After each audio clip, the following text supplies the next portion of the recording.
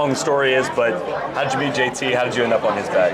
Yeah, I started caddying like 8 years ago for a good friend of mine, and I was just lucky that he wanted to bring me out and caddy. So I caddied the Latin American Tour in 2015, where I met Steven Yeager, who I caddied for on it was the web.com tour then. So I did 2 years for him. He got his card. He brought me out here for half of his rookie year, and then let me go. And JT, who was already kind of a friend, we played practice rounds and stuff with him, and hung out off the course and stuff.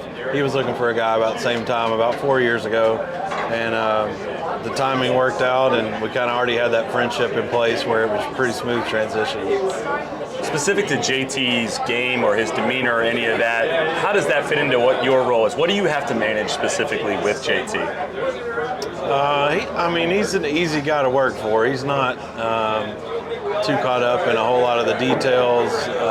Some guys want to know what their shot flew yesterday on a certain hole and what the wind was. And we just kind of approach every shot as a whole new shot. I mean, if you've had a similar shot that same day, yeah, I might reference that if I think it's if he hit a good shot there, and I'm like, hey, it's just like the last one. But,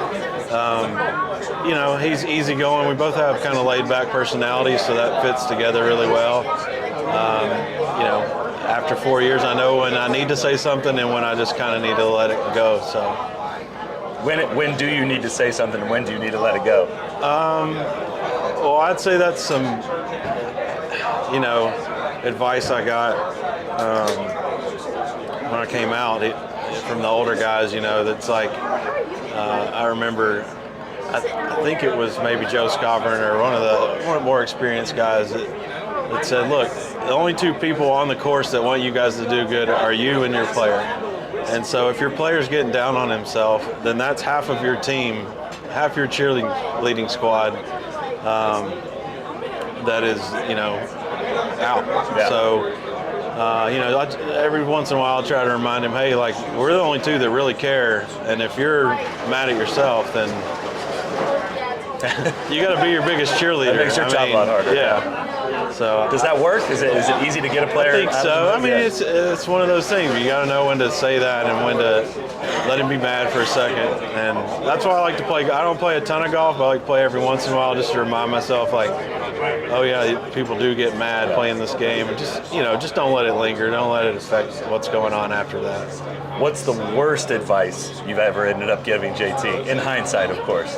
Well, I've given a couple bad numbers here and there. I think every caddy can probably say they did that, but most of them have probably never done two in one round. I did that earlier this year, actually, at Torrey Pines. And how's that happen? How's a bad number happen?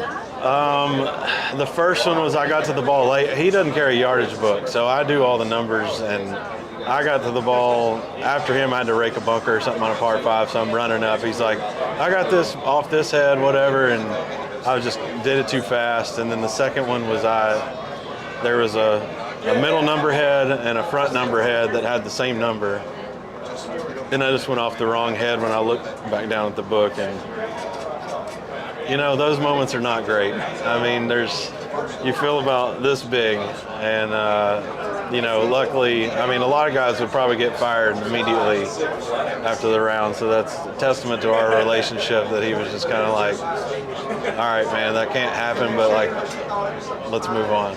It's got to be virtually impossible to go a year even without making a little mistake. Yeah, that was the first one I really missed bad in a while, but we're humans. It's going to happen. On the other side, what's the best advice, the best call off, the best read, or something that you pull off? You look back on and say, like, I nailed that one. I don't know. I don't do this to like have credit for stuff, so I'll just kind of forget about stuff. I'm sure I've given him good advice at some point, or I wouldn't still be here. There's a lot of times where we're on different clubs or something, and you explain to him why you like a certain club, and if he goes with your club and hits a good shot and he's like, good call right there on that club or whatever, that feels good, when they affirm you like that. And so, it's probably little stuff like that. I don't think it's anything like mind-blowing that I've ever told him or Who do you buddy up with on the road? Who do you room with? What's your living situation on a tour? Gino Benelli and I stay together quite a bit. Oh, that's a bad answer. And Gino, and then my buddy Matt Irwin, caddies for Adam Long. He and I played golf together in college.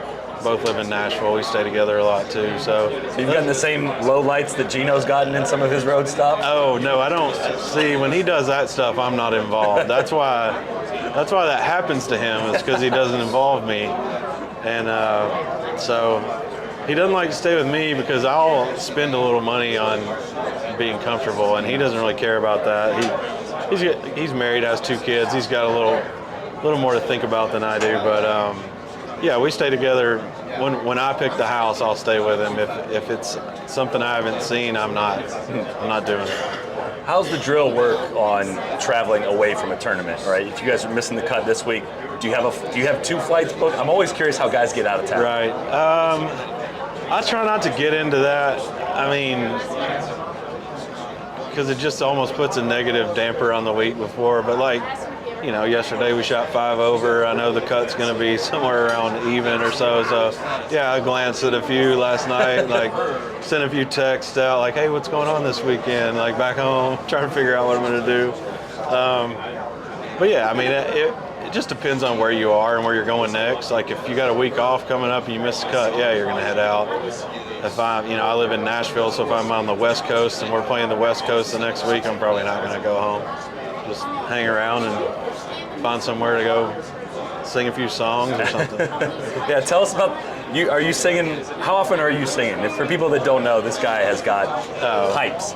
Well, just every time I'm in the car or the shower, it's for sure. If I'm home, we'll go out. There's some good karaoke spots in Nashville. My girlfriend likes to do it too, so we'll go out and hang and do that. Or I don't sing like professionally or anything like that, or sounds pretty professional. But I enjoy it. Yeah, it's just fun.